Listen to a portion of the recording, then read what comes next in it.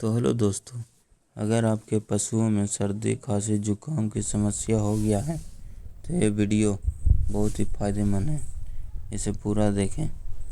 यह एक कफगो नाम का पाउडर है जो कि पशुओं में कई तरह के होने वाले बीमारियों को इलाज करता है, जैसे सर्दी, खांसी, जुकाम, सूखी खांसी और श्वास संबंधी अन्य समस्याओं का इलाज के लिए किया जाता है।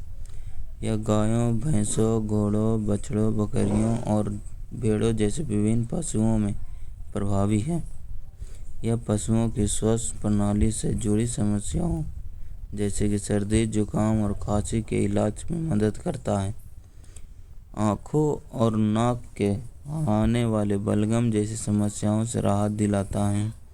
यह गाय, भैंस, घोड़ा, बछड़ा, बकरी और अन्य भेड़ जैसे कई प्रकार के पशुओं के लिए सुरक्षित और उपयोगी है।